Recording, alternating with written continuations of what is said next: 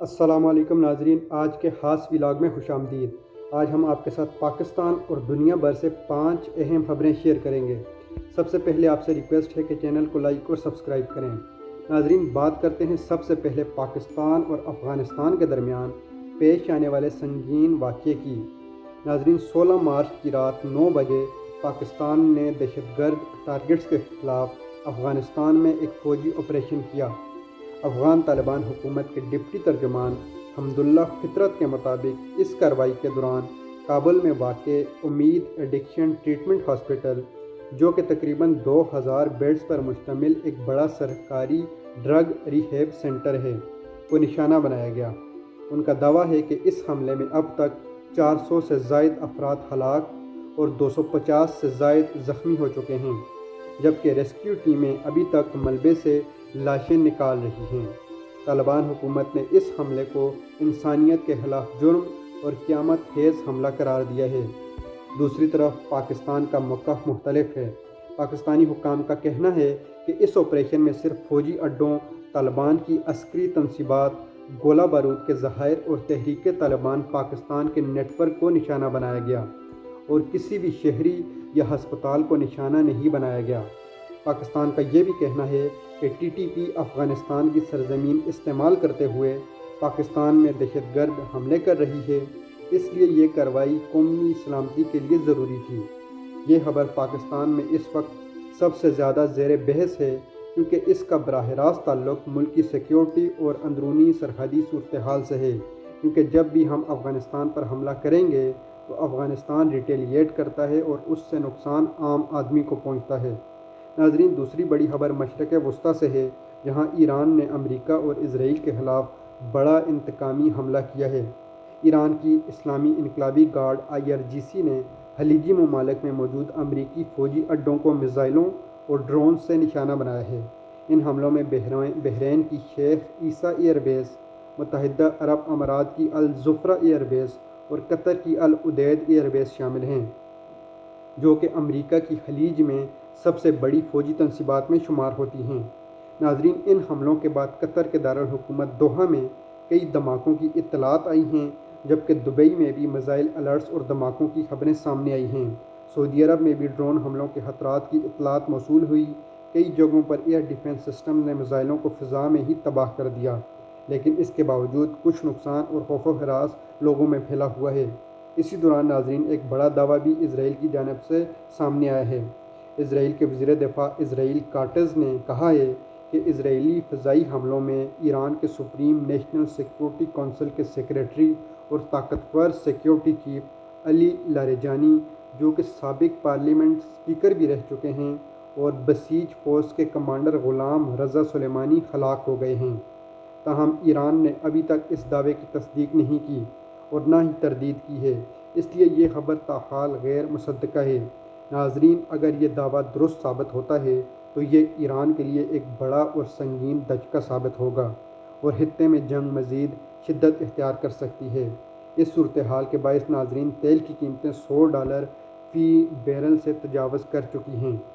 اس کے علاوہ ناظرین، جنگ کی وجہ سے خلیج میں کام کرنے والے لاکھوں پاکستانیوں کے لیے بھی خطرات بڑھ گئے ہیں، جبکہ ایک پاکستانی کی ہلاکت کی اطلاعات بھی سامنے آئی ہیں۔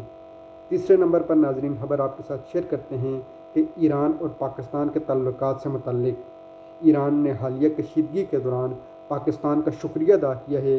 ایران کے وزیر خارجہ عباس اراغچی نے سوشل میڈیا پلیٹ فارم پر اردو زبان میں پیغام جاری کرتے ہوئے کہا ہے کہ وہ پاکستان کی حکومت اور عوام کے مشکور ہیں، جنہوں نے امریکہ اور اسرائیل کی جارحیت کے خلاف ایران کے ساتھ یکجہتی کا اظہار کیا۔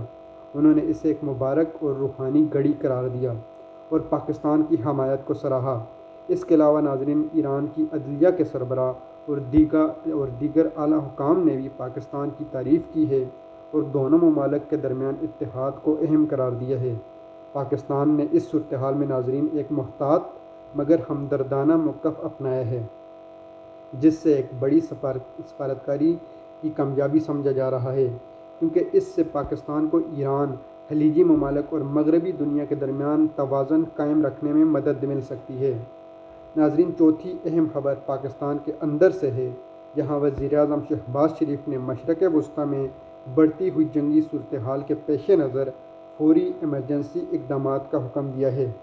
حکومت نے ہدایت کی ہے ملک میں تیل کے ذخائر بڑھائے جائیں، LNG کی درآمدات میں اضافہ کیا جائے اور اہم سپلائی روٹس خاص طور پر ابنائے ہرمز کی صورتحال پر کڑی نظر رکھی جائے، کیونکہ یہی راستہ دنیا میں اور خاص کر ایشیا میں تیل کی ترسیل کا بڑا ذریعہ ہے۔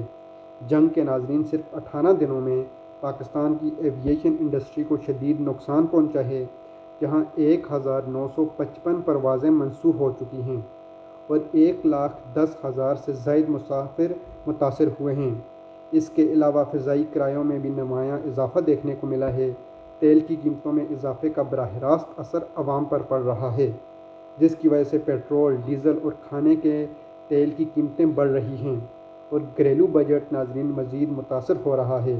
یہ صورتحال عام پاکستانی شہریوں کے لیے ایک بڑا چیلنج بن چکی ہے۔ جہاں لوگوں کی قوت خرید کم ہو رہی ہے، وہیں تنخواہوں میں اضافہ نہیں ہو رہا، جس کی وجہ سے لوگ مہنگائی کی شکایت کر رہے ہیں۔ ناظرین، 5ویں خبر بھارت اور دیگر عالمی طاقتوں کے رد عمل سے متعلق ہے۔ بھارت نے پاکستان کے کابل حملے کی شدید مذمت کرتے ہوئے اسے جارحیت قرار دیا ہے اور خبردار کیا ہے کہ اس سے خطے میں کشیدگی مزید بڑھ سکتی ہے۔ دوسری طرف روس نے امریکہ اور اسرائیل کی ایران کے خلاف کارروائیوں پر تنقید کی ہے، جبکہ خلیجی ممالک ایران کے خلاف سخت اقدامات کا مطالبہ کر رہے ہیں۔ ناظرین، چین نے اس صورتحال میں محتاط رد عمل دیتے ہوئے پاکستان اور افغانستان دونوں سے تحمل اور صبر کا مظاہرہ کرنے کی اپیل کی ہے تاکہ حالات مزید خراب نہ ہوں۔ ناظرین، یہ تمام رد عمل ظاہر کرتے ہیں کہ یہ معاملہ اب صرف چند ممالک تک محدود نہیں رہا، بلکہ ایک وسیع علاقائی بحران کی شکل اختیار کر چکا ہے۔ ناظرین، اس کے علاوہ آپ کے ساتھ خبر شیئر کریں کہ پاکستان کے سابق وزیر اعظم عمران خان کے بیٹے سلیمان اور قاسم نے حکومت پاکستان سے اپیل کی ہے کہ 2 مہینے سے زیادہ ہو چکے ہیں انہوں نے پاکستان کے لیے ویزا اپلائی کیا تھا تاکہ وہ اپنے والد یعنی عمران خان سے ملاقات کر سکیں، تاہم پاکستان کے سفارت خانے نے ان کی اپیل کو نہیں سنا اور ان کو مسلسل ڈیلے کیا جا رہا ہے، ان کو مسلسل ان کا پاسپورٹ اور ان کا ویزا نہیں لگایا جا رہا جان بوجھ کے تاکہ وہ عمران خان سے ملاقات نہ کریں۔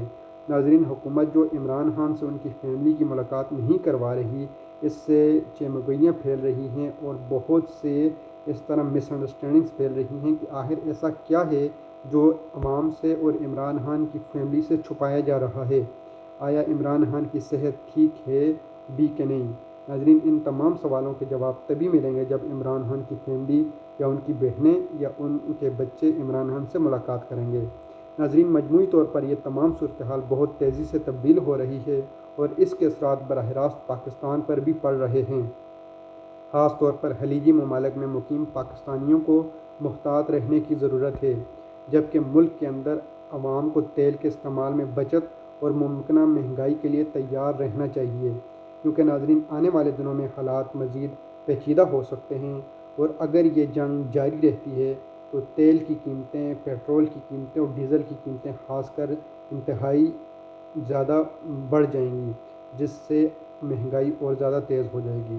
ناظرین، یہ تھا آج کا ولاگ۔ آپ سے ریکویسٹ ہے اگر آپ کو پسند آیا ہے تو اس کو لائک اور شیئر کریں۔ ملتے ہیں نیکسٹ ولاگ میں۔ شکریہ۔